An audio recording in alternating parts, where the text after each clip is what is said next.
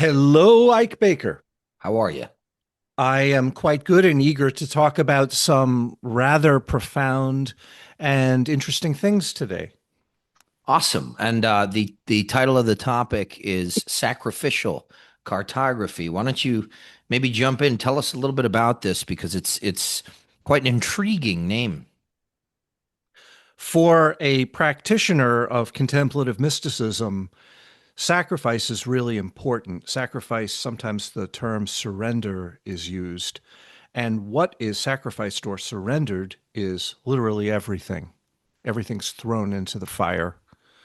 And that is a central mechanism of so much of the symbolism of so many of these systems that you really have to examine the process of the sacrificial consumption of phenomena when you make statements like everything is thrown into the fire. This is a, a total repurposing of a life instead of drifting along aimlessly from moment to moment, running towards what you want and away from what you don't want. The sum total of all of it, good, bad, and indifferent, is used the same way that animals were used as sacrifices on the temple fires described in the Old Testament.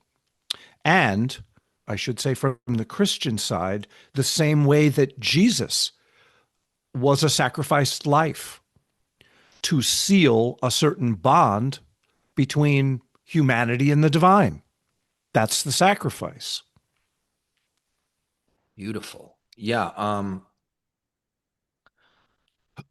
This is a question that I have. How literally do you take that Christian sacrifice? And I don't just mean in terms of do you think that there was a man who was actually crucified, but Hmm. do you think that and maybe you could speak to that, but do you think also that Christians themselves are called to follow in those footsteps in that paradigm? Well, not being a Christian, I couldn't say things on a certain level, but my main statement about this is that I always cut away the esoteric principles from the exoteric narrative. And I don't have really very much to say about the exoteric narrative at all. Esoterically, we aspire to become the Christ. We're talking about the use of the mind here, the mind and the heart as mind, because there's an emotional component, which is all embracing. So, to answer your question, a being put in that position of a sacrificed life with ourselves on the cross of our own practice, we're throwing it all in the fire. But there are two directions that are being looked at here. And we're going to talk about this today in more detail. One is the so called Old Testament direction of aspiring from the earth to God, throwing the animal portion of ourselves symbolically on the fire, having it consumed. The smoke goes up and is essentially swallowed up by the expanse of the sky. That upward directionality, we could say.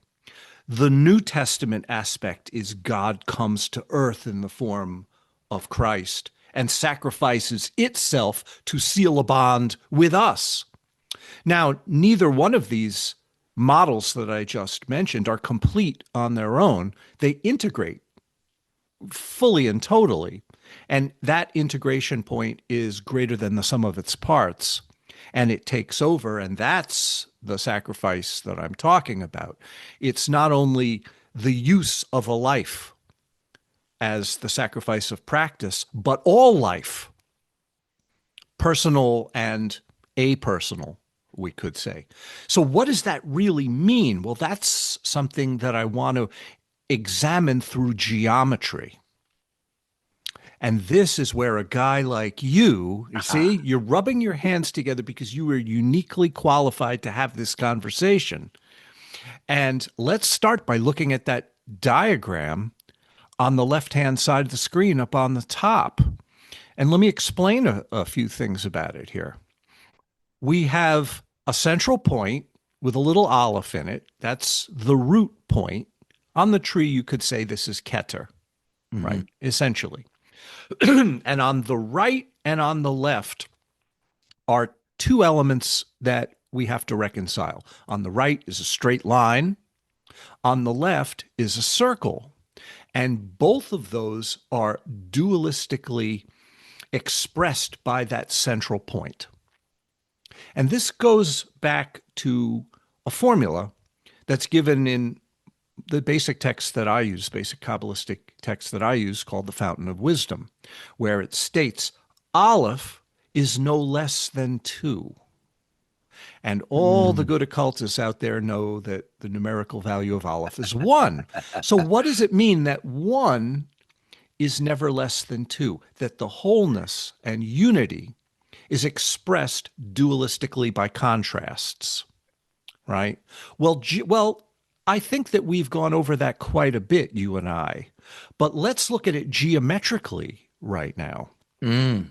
That we could say that to express this principle in form, either as a circle or a straight line, we have the designation of beginning and end points Yes. to make units of representation that can be drawn into relationships, no matter how complex they are. And what we're looking at in this diagram is a single central point that is expressed out as the zenith and nadir of a circle, we could say, and the beginning and end point of a line segment, right? Hmm. You with me so far? Yeah, absolutely. And I see you've got it's what does it say? Galgal on the left and Telly on the right there. That's right. I'm getting to that in a second. But first, let's look at the symbolism Hmm. of these geometric gestures of circular or curved forms and straight lines, which produce angular linear relationships. Between what is curved and what is straight, you get the whole of representation. You get the whole reflexive field that is normally also. Now, that whole array of possibilities where you have linear or planar forms and circular or organic curved shapes, Hmm. between those two in confluence with each other, you get every possible geometric variable that is presented to us in the field of Malkut. Okay? So I refer to this as a reflexive field because in order to make these gestures, you need dualistic contrasts, beginnings and ends, tops and bottoms, insides and outsides, all mixing with each other in incomprehensible complexity. But they all answer back to a single central point. Okay? You with me so far? 100%. My brain is on fire right now. Okay, so if you look at this reflexive field, which we call Malkut display, where every possible variation of what is curved and what is straight can mix and match infinitely forever. And that Malkut is set in relation to a point of origin, at least in a linear sense of the tree. And this is the way most people see the tree, is that Keter is the beginning, Malkut is the end. But in a certain sense, you could reverse that as well. You could say that Malkut is generally regarded as the effect of the cause rooted in Keter, but that cause wouldn't be a cause unless it produced an effect. So, in a sense, the effect becomes the cause. Kaplan goes over this in his commentary in Sefer Yetzirah, where there's an interdependency between causes and effects, that we don't have effects producing. The cause is not a cause unless it's produced the effect. So that makes the effect a cause, and that makes the cause an effect. See, they're interdependent, totally interchangeable. So the equalization of Keter and Malkut on the tree and the cessation of the division between them, right, is this realization of non-duality that we keep talking about, Yes. equalizing Keter and Malkut. Okay, if we understand that principle in the long-winded way I described it, we could look at how this is illustrated by the sum total of geometric relationships with lines and circles. That the reflexive field is usually in a conventional or ordinary way is usually seen as either coming from that point of origin or back to that point of origin. And you could say that when people use the tree in a conventional sense, they're aspiring on what they call the path of return, that finding that single common point of origin that unifies this incomprehensibly complex field of relationships that we call the Malkut display, where Malkut aspires back to Keter. But involutionarily, that's predicated on the fact that we think that all of this has come from the Keter initially. So it's a to and from situation. What I am asserting here is that if we look at linear relationships as mechanical directions coming to or from a point of origin, time and space and ideas and either existence or non-existence, right, both in the negative and the positive, become extensions of an emanationist view, a conventional view that always looks for conceptual functions to sort of map out its territory. And this is a great error for practitioners of esoteric sciences and mysticism, because if you always go back to these mechanical explanations of things that are conceptually drawn out in a linear way, you miss the whole point of that sacrifice that we want to talk about today. And the greatest evidence of this kind of mainstream linear thinking that we see in Hermetic Kabbalah is when occultists refer to the Sfirot as a sort of a positive assertion and refer to Ein Sof as a negative limitless light, as if the two were in contrast with each other, as if they were different, as if they were opposites, we could say. So if the Sfirot are positive and Ein Sof is a negative limitless light, what that does is a couple of things. First of all, it substantiates the exoteric narrative, which is creation ex nihilo, that something came out of nothing, and we call that creation. That means that generally there was a creator, there was a thing that was created, which is everything, right? And there was a process of creation that has levels and stages, that steps down from the negative limitless source in increments. That's the conventional view that I refer to as emanationism, and it could be very, very hard, you know, in a sort of literalist religious narrative, or softened by gradual degrees of esotericism creeping in, eating away in the mechanisms of its linearity. What I'm going to assert today is that there's an entirely different way to process the same set of symbols and the same issue. And that cuts to the ground of all phenomena, where the so-called positive attributes of the Sfirot and this negative limitless light are seen as not separate from each other at all, and part of an inherent paradox that abides as the ground of all phenomena. And what is in question here is the idea of a first cause. And the first cause is generally seen as Creator God.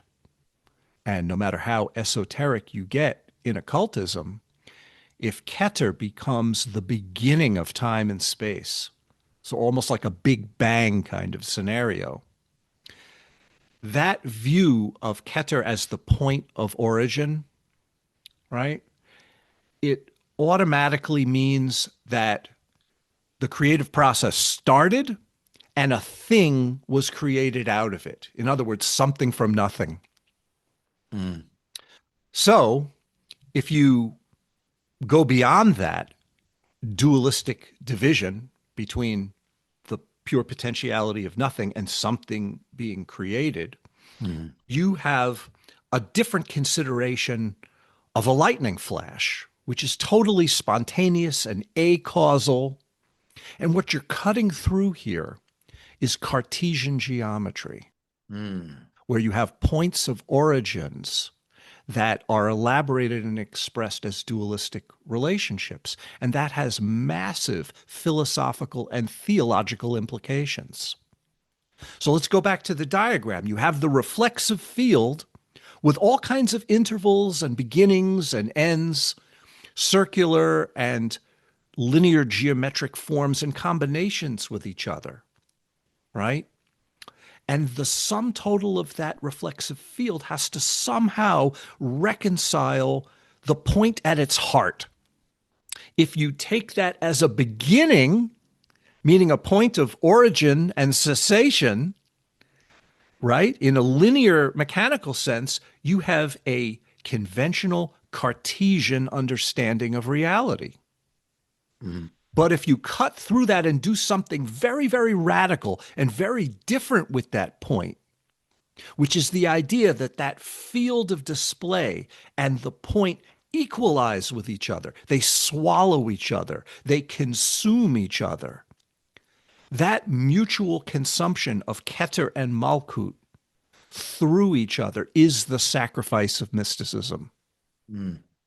Is this starting to make sense? Yeah, absolutely. And I've got there's a lot, especially that is very, very uh, expressed in a pre-Cartesian geometric paradigm that we would consider Platonic or Neo-Pythagorean, um, which is so Plato's got the divided line, and it's an allegory that he has Socrates, and I know you know this, but for anybody that's listening, Socrates describes the different types of knowing, right? Beginning with opinion, and then moving to belief, and then moving to more sophisticated reasoning, and then eventually sort of pure thought, right? And these are called doxa, pistis, dianoia, and noesis. And but the thing is, he's speaking it. It's written. If you were to do as Socrates instructs and draw out this line and divide it that way, what you end up with is the golden proportion, phi. Now, why that's important and how it's appropriate to this is because there are effectively two ways to generate what we call evolution or and involution. And they both have a similar sort of origin that is exactly what you're talking about, where we can't start with one, we have to start with two. Mm-hmm.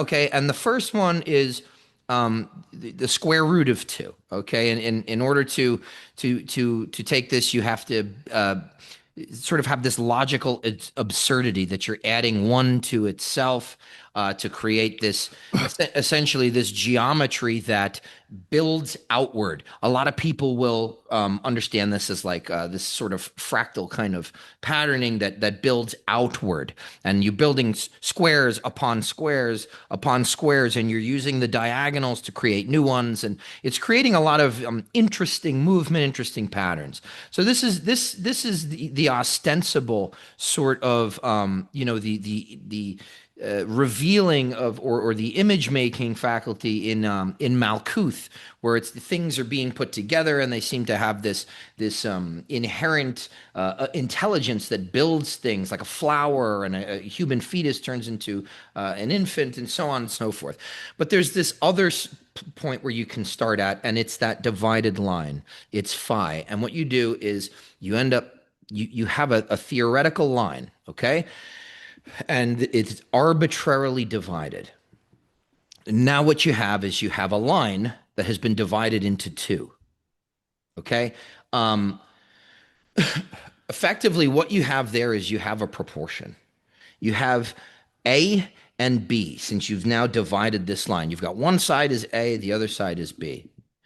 But really, they're a unity because Hmm. that the line is one.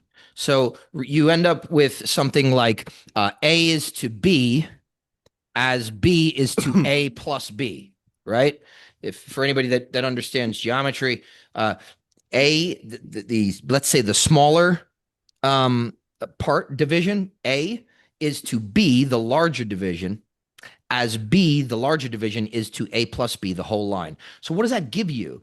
Effectively, this gives you three terms, two proportions, and one unity. One unity. One unity. And that is instead of the outward sort of building and fractalizing and putting block on top of block geometrically, that is the involving creation, the dream of regarding oneself from the inside rather than the appearances of things, because we're remaining in unity and we're dividing that unity arbitrarily in order to generate relationship. And Well, that starts the whole process of, I guess what you might call the fall or something like that. I don't really know. if we want to say it simply, it's that the differentiated and the divided and the undifferentiated and continuous are equalized. Mm. That's the Yes. whole of it. Now, Yes. that equalization is an all consuming sacrificial thing in a person's life. Because what do you throw into that mystery of equalization? Well, everything. Mm. The sum total of everything, the sum total of phenomena, internal, external, in between, right?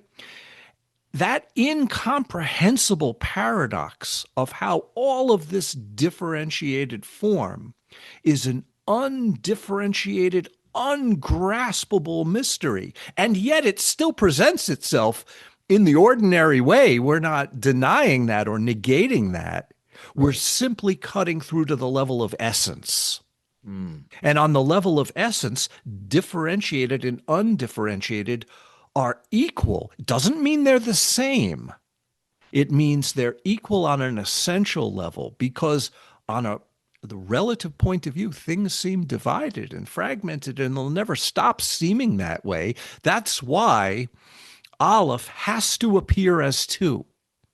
And the relationships that you cited and mentioned have to appear dualistically as well. There's no other way.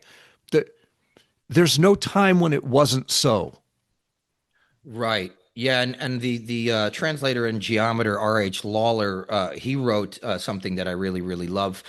Just talking about ratio. Ratio is simple, but it's the root of proportion and the root of geometry. It's just I got this and I got this. I got two and I got four.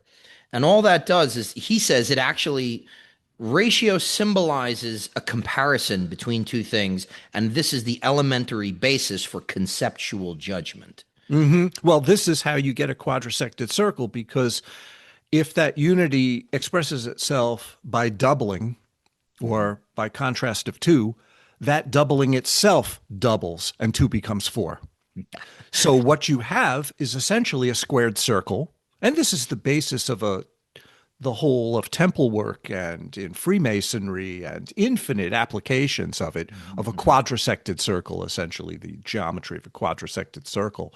But in that quadrisected circle, you're elaborating on two principles that we really have to look at here: circular and organic form, and linear and planar forms, Mhm. segments of line and bounded circles. Now, getting back to what you noticed about this diagram is I liken each of these to the extremely obscure, very delicately symbolic manifestations of the serpent mentioned in Sefer Yetzirah, the Teli and the Galgal. And my interpretation of these aspects of this, what we can call the serpent power or the serpent force, a little bit controversial because it's very unclear what these symbols actually mean. And a lot of people do a lot of different things with them astrologically and whatnot. But the root of each one is fairly simple to understand. The tele is a straight gesture, a straight projection. It's symbolically seen in astrology as the thread that holds up the axis lines of the sphere of the zodiac, you could say. But really, when you cut through the semiotic root of it, it's a straight projection. It's a line. The Galgal is a little bit easier to understand. It has to do with cycles and cyclical enclosures. So you have the self-envelopment of circles and the radiant extension of lines. And both express, because they're both aspects of a serpent power. They're names of a serpent, you could say. And of course, we could go way into this. I don't want to go too far afield with the serpent stuff, but really, when it comes down to it, the two trees of the Garden of Eden, which is really what we're talking about here, one having to do with conceptual understanding, and the other is a direct and immediate lightning flash. And the two are bound at the root at a single point, which is the Keter root of both trees. But there's a character that stands in the book of Genesis between the two trees in the Garden of Eden and asks a question. Are you sure that that fruit belongs to the tree that you think it's from? Right? That's the serpent called Nachash. And this is one of the most important. I don't do too much with gematria because people go crazy with that. Right. But one of the most important pieces of gematria that I could give you is 358, the numerical value of the name Nachash for the serpent in the Garden of Eden that asks this question about the two trees and their fruits. Well, that is the gematria of the word Moshiach, which is translated Messiah. However, in my book, the Messiah is not a dude. It's not a guy. It's not a subject or an object. It's the principle of awakening itself. It's that principle that makes us the Christ, that makes us the temple sacrifice, that makes our own perceptual engagement of the world sacrificial. So that's the pivot point between the two pans of the scale. And the two pans of the scale are tele and galgal, linear and circular. And the pivot point where they equalize is that point of Keter. However, the entirety of Malkut has to equalize with Keter for that scale to balance.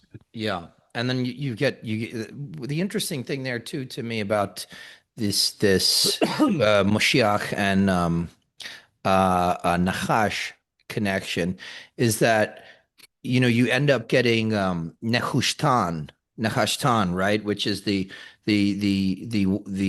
wise serpent, and you see it reflected in Exodus, but then also in the New Testament, in the Gospel of John, Christ says, just as Moses lifted up the serpent in the wilderness, right? He wound it around Aaron's staff because while they were wandering, these little snakes were biting them and they were dying off. And so God says, okay, wind this serpent up Aaron's staff, your brother Aaron's staff, and anyone who gets bitten will be healed by it. And so Christ then says, just as Moses lifted up the serpent in the wilderness, so must the Son of Man be lifted up.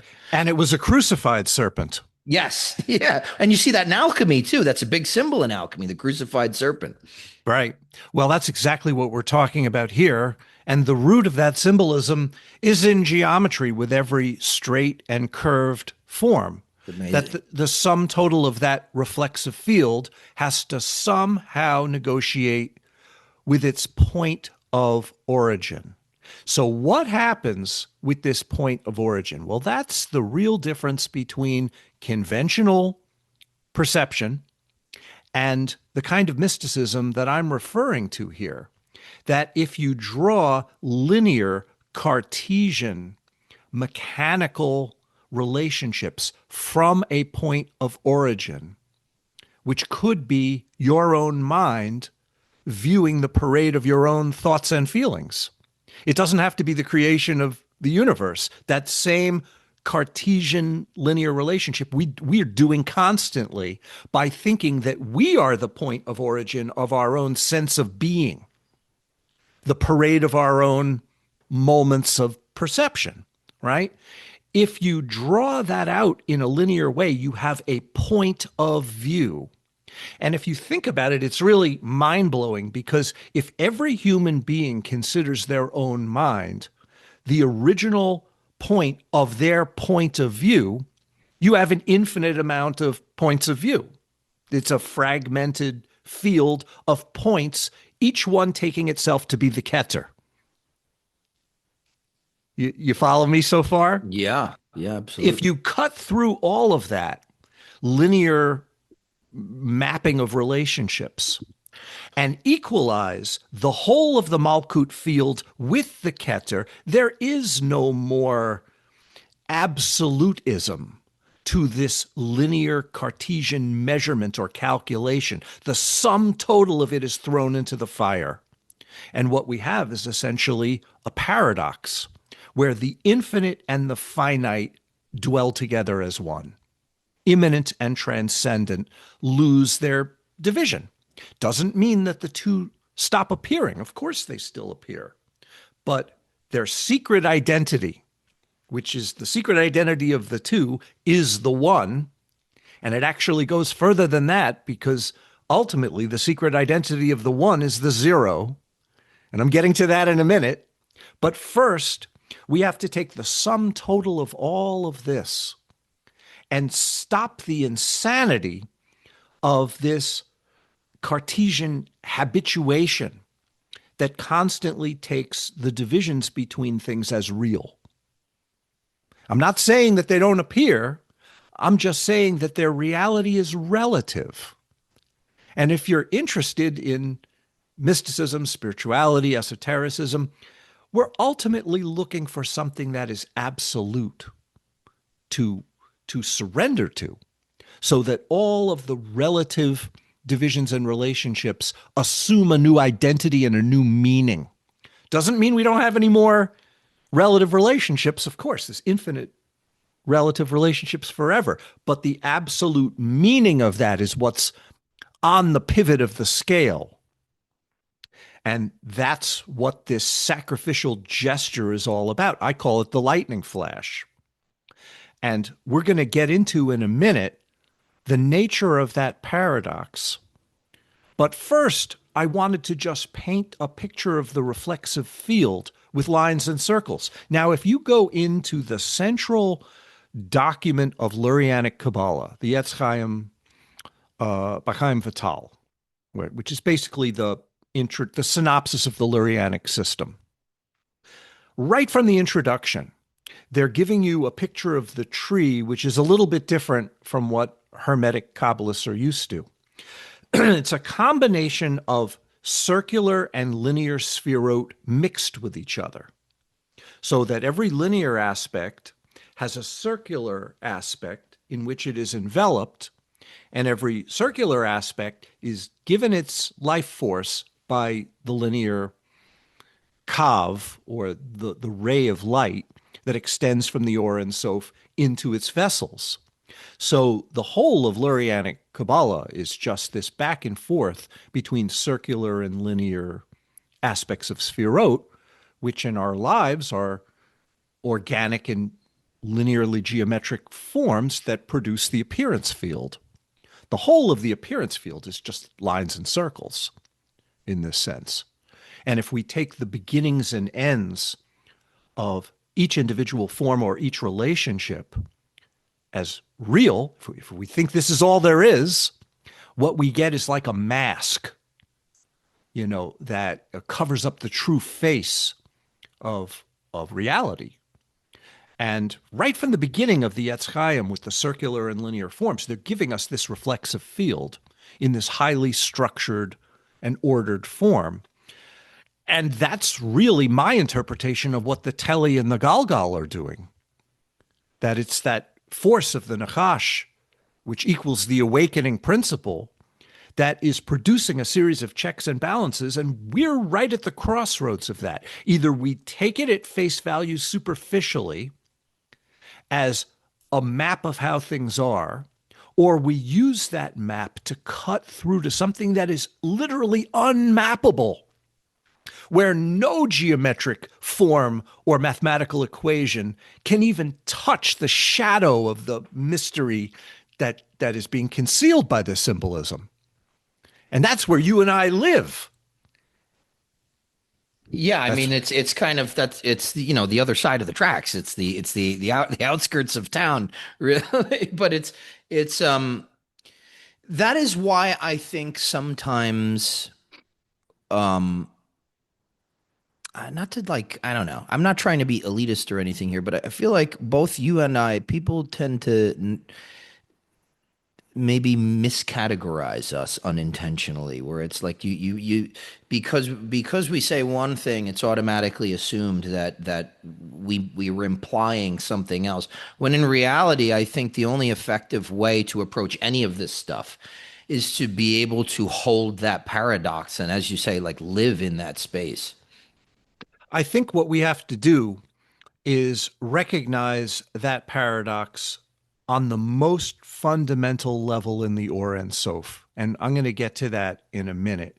Because if that paradox and the simultaneity of that paradox is ultimately what redeems all meaning in life, it's got to be on the most essential level. It can't be something that comes out of something else. It can't be an emanationist precept. It can't be merely another dualistic scenario.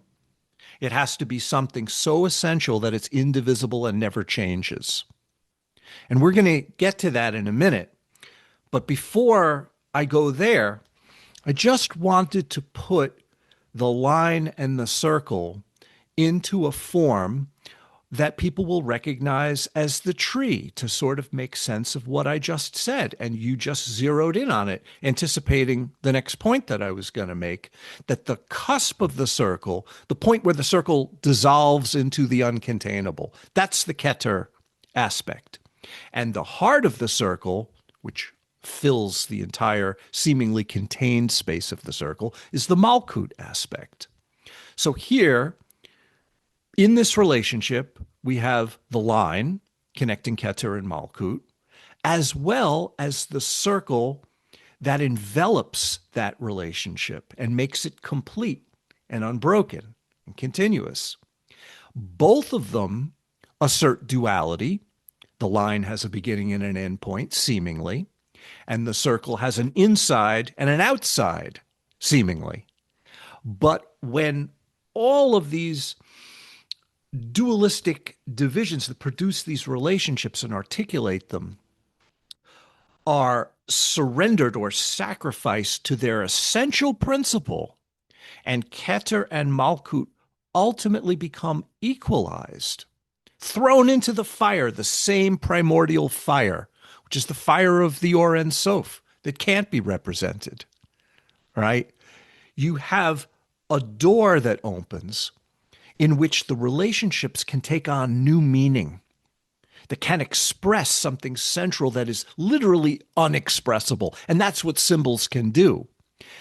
And this is referred to in the Zohar and in the works of several mystics, but the one that I always think about is Rebbe Nachman of Breslov, as a collapse where the ascent, the linear ascent, the Cartesian ascent up the tree where we grow and put the pieces together and learn and develop, right?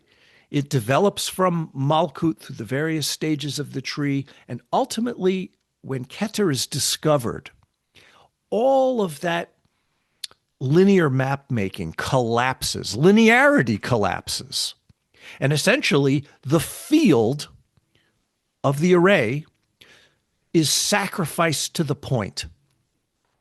And by the same token, you could say the point is sacrificed as the field. They're equalized.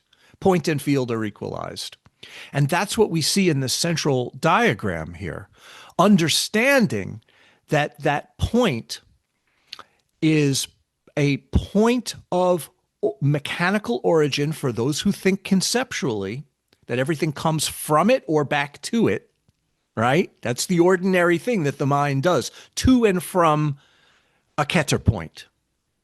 That's the normal habit of the mind. It's conceptuality. We draw lines between relationships. We go into a narrative story of an explanation, conceptual explanation. But by the same token, the sum total of all of it can disappear within the point, and the point can disappear within the field, and reconcile it as a lightning flash where linear relationships can't be drawn. It's something totally and completely different. And that's what we need to address as a paradox. And we'll get into that in a minute. But first, it's not over yet, right?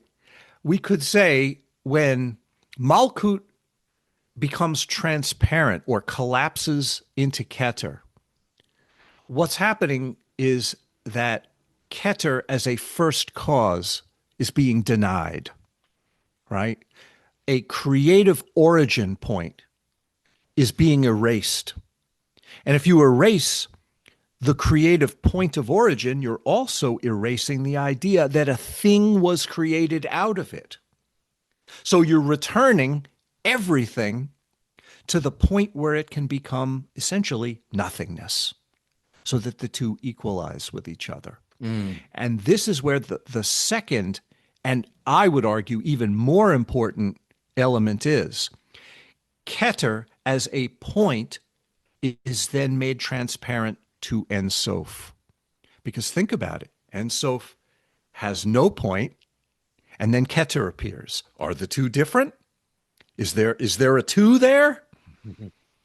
Right? How do you get to the one? Well, you can't have a one if you have a point, because then you take away the point and there's no point, and you have a dualistic contrast. So point and no point have to be equalized as well. So it's the field to the point and then the point to nothingness.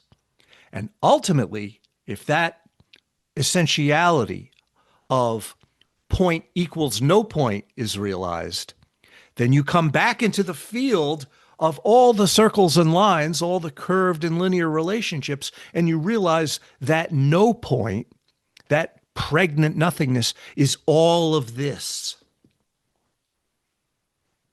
And that's the heart of this geometric configuration. Yeah, and that's exactly how I view. Well, not exactly, because the geometric configuration is illustrative and sophisticated to a degree, but this idea of the divided line there, representing the golden proportion. Again, all you have is line, and the arbitrary division of that line, creating two contrasts, is really just it's the line. Almost, it's like they say in the, I think it's in the Vedas, they say, the creation is the creator regarding itself. Now, again, that's still kind of mired in a theistic sort of narrative. But I think for me, what's most interesting about all this is this is exactly what you're talking about, is exactly what Parmenides meant when he denied non-being.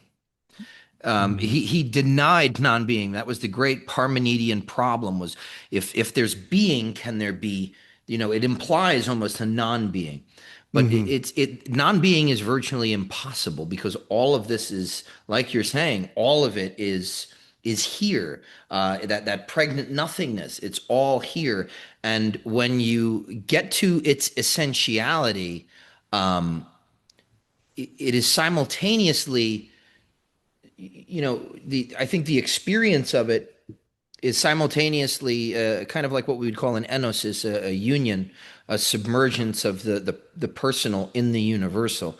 It's simultaneously incognizable, meaning like you experience it as nothing and everything at the same time. But then there it is.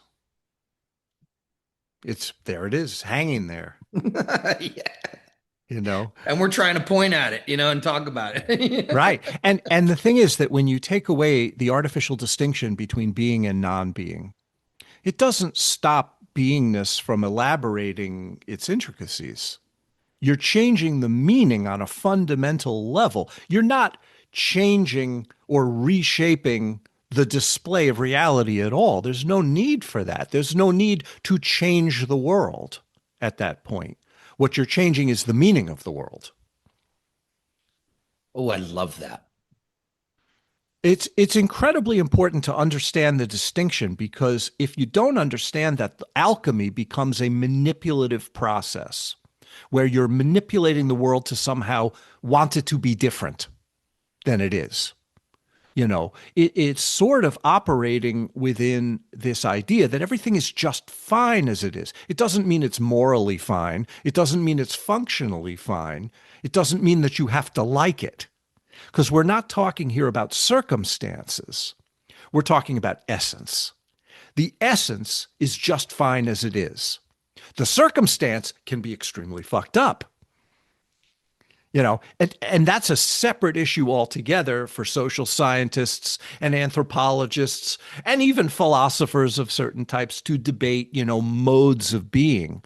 We're talking about cutting through the essence beyond immanence and transcendence. And really, it comes down to a reinterpretation of the first word of the Bible, Bereshis, in the beginning. Well, if you take in the beginning to refer to the origin point of creation, of time and space and everything that populates it, you have that linear Cartesian progression.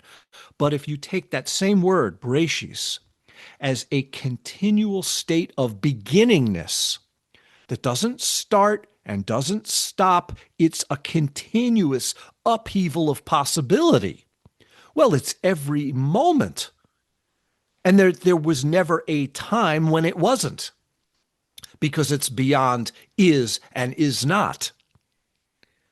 So Bereshis, or the sense of beginningness, is in Kabbalah what we call the Chashmal, the basic dynamic and mind. Essentially, it's wisdom mind. It's the nous in your system. And what does that word mean, chashmal, literally? What's the literal translation? Well, if you break it down, two subwords can be created out of it, chash and mal, speaking and silence. So you could, if you want a literal translation of it, it's the speaking silence. It's the communicative power of the paradox, which is exactly what we're talking about here. Exactly. Yeah, the speaking silence is something that is realized mystically, but is drawn out into what in Kabbalah they call the prophetic tradition, which isn't about making prophecies of things that are going to happen in the future, although that's sort of a subset of it. The essence of prophecy is the ability to recognize the essence of things in the display of things. It's mystical realization, basically.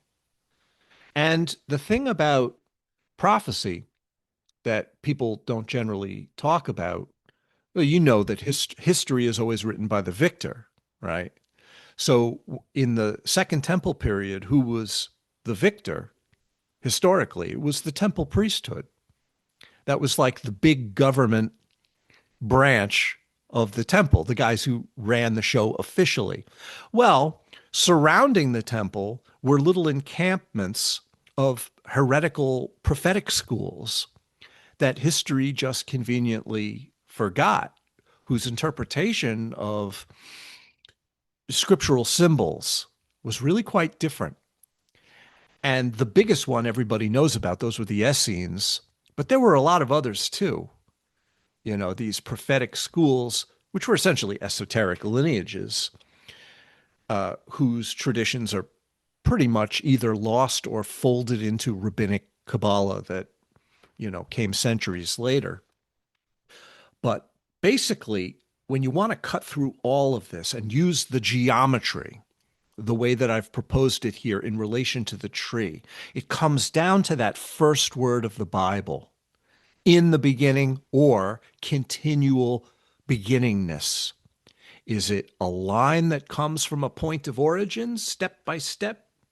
Is it linear and segmented into a conventional narrative? Or is it a lightning flash that cuts through everything and brings everything back to nothingness, which it already is, if we would recognize it? And that's the sacrifice. The sacrifice is throwing it all in the fire and having the old animalistic meanings consumed so that the smoke rises into the sky of infinity and equalizes with the sky of infinity, and the offering is accepted.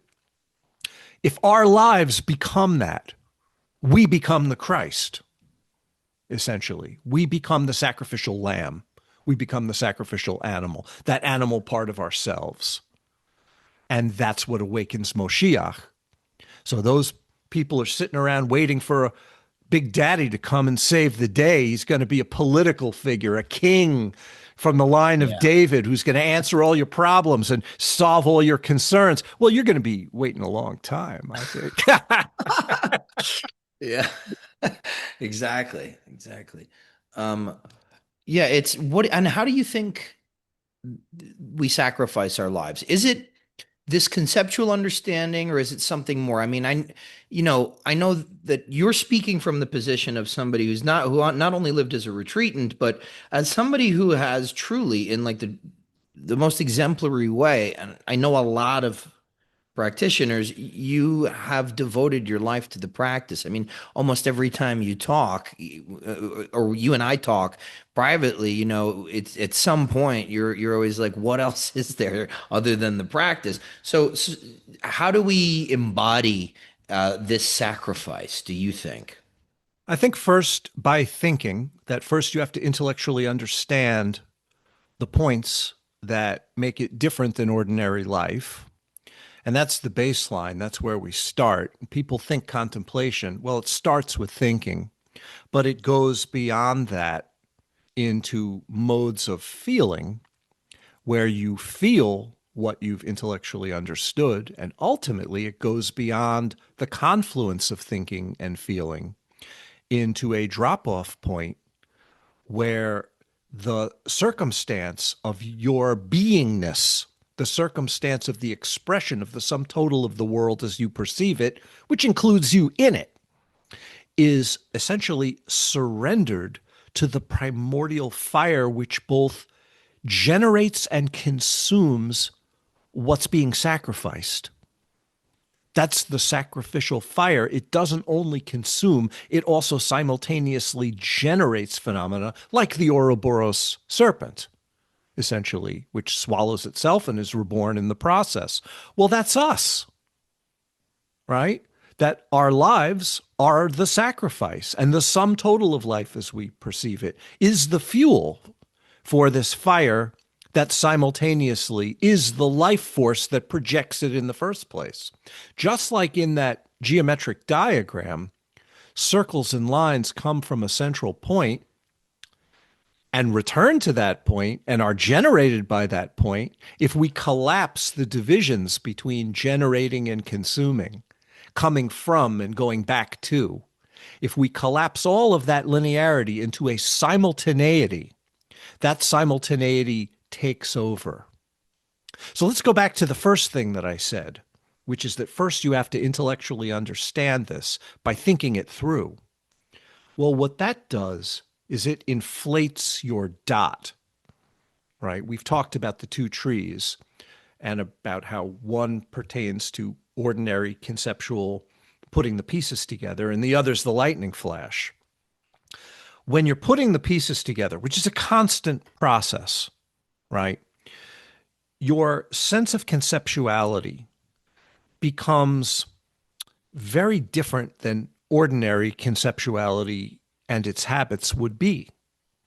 That when you engage in this esoteric work, you're asking your intellect to do something really unusual and freakish in a certain way. And your sense of dot or conceptual understanding becomes inflated. And at the same time, there's all kinds of practices that allow you to project your life force into that inflation so it doesn't become a sort of an egocentric inflation of I am thinking these great thoughts, therefore I am great, right? There's all sorts of safeguards in the mystical process for that. But while that's happening and your dot is being inflated, two things happen. You just intellectually learn why you're doing what you're doing, and you get the answers to the questions. That's right off the top. But at the same time, you develop this facility to do something with your mind in a fluid way that ordinary thinking and feeling can't do, right? That you have a facility which increases its scope and intensity and efficacy. And that actually prepares you for the ability to take the sum total of all of it and throw it into the fire. I don't think it's possible to throw it all into the fire unless your understanding has developed to the breaking point, to the point where there's no other option, to the point where you don't have doubt anymore, that it's a matter of certainty that you've been in and out of every single angle of these symbolic statements to the point where they're irrefutable. And then you just give up. Like, of course, it's been that way all the time. And this happens as a result of an inflated dot. And this is what people don't understand. Because when I talk about the lightning flash is only possible because of the tree on the left. The two have to work together through a common root. And that root is that root point of Keter, where the sum total of Malkut and everything in between is thrown in. And essentially the essential difference between Keter and Malkut is erased. Make sense? Yeah, absolutely. Absolutely. That's yeah, a lot of people will balk at this idea of having first to sort of flex that muscle and inflame the dot. I think it's a certain quality of thinking. I think, yeah. Again, not to be too elitist, but I think there's certain innate qualities that you need to develop in order to be able to fruitfully think about some of this stuff. But I've heard you. Well, again, in conversations you and I have had, you've talked about something called exhausting the ruach. Is this the same thing? Yeah, this is what Rebbe Nachman of Breslov was talking about when he was talking about going stage by stage in your development from Malkut to the triad of Nehi, Netzachot, and Yesod, to the triad of Chagat, Chesed, Gevurah, Tiferet, and then ultimately to the triad of Chochmah and Bina and Dot, Chabad, right? Each one collapsing into the next, which is a linear ascent, which is a sort of a reductionism. And we have to go through that as we learn. There's no other way than to learn incrementally. Yeah. We can't just do it all at once because we want to. Yeah, this is kind of what I was getting at with there's a certain quality of thinking. There's somewhat of a sequence, right? A trajectory. Yes, but it doesn't have to be intellectual. It can be emotional. Yeah. It can be active it could be action, thinking, or feeling, depending on what type of personality configuration you have, what your disposition is. Mm-hmm. So for those who, for example, need to approach this devotionally, you do exactly what I'm talking about, but with usually love and awe of the divine. With action, it could be very much ritual that becomes your methodology. So it doesn't have to be the conceptual dot inflation that I'm talking about. There's a million roads in.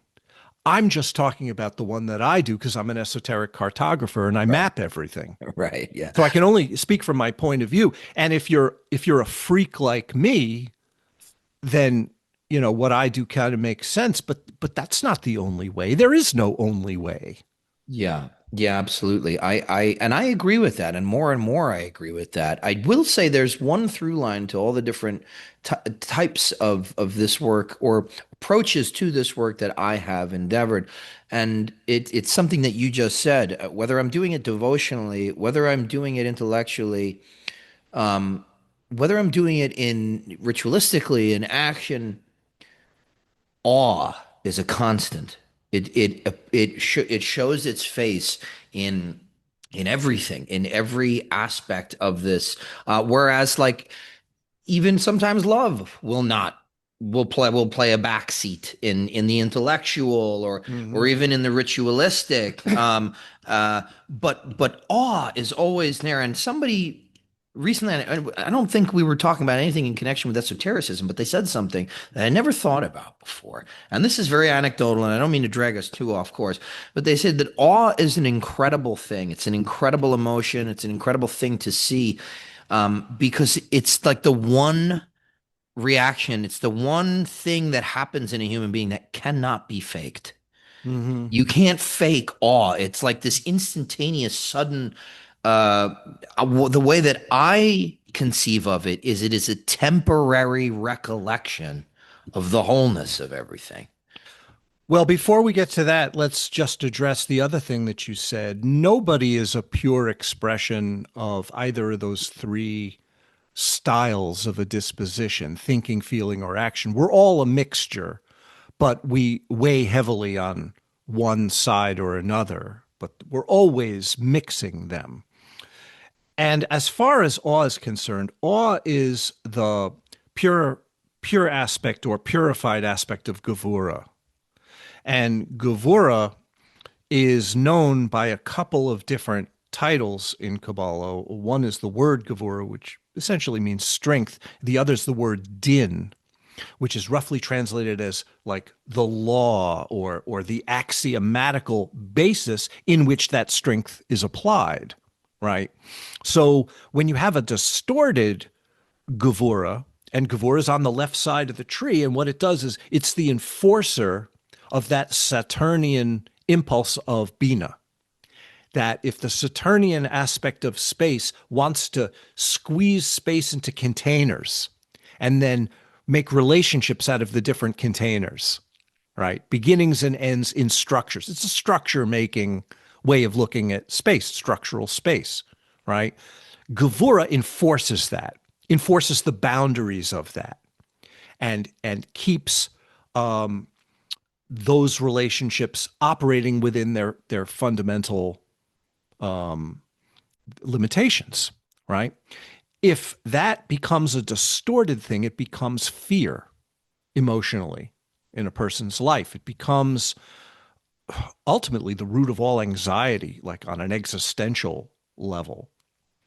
But in a purified sense, it becomes the way into a state of astonishment, which is the where awe actually goes. It goes into a sense of an astonishing marvelousness at the precision with which an undifferentiated impulse appears differentiated, right? It's just more than the mind can handle. So ultimately, the mind gives into its wonder, right? Awe is a road to wonderment and majesty and the glory, the kavod, right? The word kavod is used in Kabbalah, which is Gematria 32. It's like the essence of beholding the 32 paths is an awesome experience in a literal sense. It's awesome. Yeah, yeah, exactly. Now you have a totally different connotation when you say words like awesome. You know, Yeah, because most people use it as a throwaway word just to say something's good. Like, yeah, it's awesome. Does it it's inspire awe? right. It's such an excellent when you look at the archaic usage that it's derived from, it's such a great word, but yeah, it's a throwaway word now. It's like completely, it's like saying hey, or to somebody. It's as a greeting, which is a shame because it's one of my like to understand it literally it's one of my favorite words in the English language. Well, a true lightning flash, um, um, um, what can we call breakthrough of awe should leave you speechless. It should utterly take away the ability to communicate the scope of what's going on. It's literally mind blowing. And since it's associated with Gevura and is an attribute of Gevura, it has to do with the way things work, right? It's not a, the word awe doesn't generally apply to the undifferentiated. It applies to the undifferentiated set within differentiation, which is inherent in the display of our world, right? So we don't have to go anywhere special. We just need to interpret all of this in this mind blowing way. And when I say mind blowing, it goes all the way to Bina. It goes all the way into the heart of the lamp of darkness. It goes into the heart of space because it's a fundamental basic space which is being elaborated in this awesome way. And when a flash of that realization overtakes us, that's surrender. We can't have true awe without a certain aspect of surrendering to it. Because if we hold on to our personal rigidity, which always tries to make sense of everything, awe is impossible. You know, Beautifully said. because the mind always wants to orient itself. Yeah. And awe is the ability to give in to the fact that you're not going to be able to do that past a certain point. You got to give up. Exactly. And that's the thing, between this false sort of dichotomy between it's got to be one way or another, and it comes from that habituated conceptuality that's based off of what the kind of the ratio that I mentioned earlier, just comparing and contrasting things. So when you tell people, yeah, you've got to, um, think about this to start, and then work your way up however you can, whatever comes a little bit more naturally to you. But then eventually you got to completely give up and get someplace that is in fact it's super discursive, it's super emotional, and that's, I think that's the confusing part. But again, I see the way that you're doing your work is somebody that's kind of standing at the top of the ladder pointing and going, look, look at what's up there, whereas a lot of us are a couple of rungs below, and trying to reach upward. But it just becomes, it's not as straightforward to be able to describe this stuff, the Mm. really transcendent stuff. Well, let me say something about that. I don't want to give the impression that you're thinking and conceptualizing enough that you get to that point of collapse and then you've somehow graduated and now you can do something else and you can be a mystic and you go from the tree on the left to the tree on the right and somehow you've made it. It's not like that at all. You keep going forever with your thoughts and feelings. They don't stop. The meaning shifts, maybe the old limited meanings stop, you could say, or collapse. But the process of considering the symbolic transmissions is the practice, and it goes on forever. So you inflate your dot to the point that it collapses, but your dot can still be active ritualistically, devotionally, contemplatively, right? And that becomes a style of practice, at least for me, because I'm a map maker. No matter what happens to my state of surrender, I'll be drawing my maps, right? So the problem is not that dualistic divisions come up. That's not a problem at all. The problem is being attached to them in a limited way, like letting the concepts define you and your world. That's the problem. Right. And again, that goes back to what we're talking about at the beginning, is being able to hold paradox and have two sort of contending views existing side by side together, communicating with each other, but not needing to explain one or the other away entirely. Oh, I'm so glad that you said it like that, because on that note, let's go to the next image.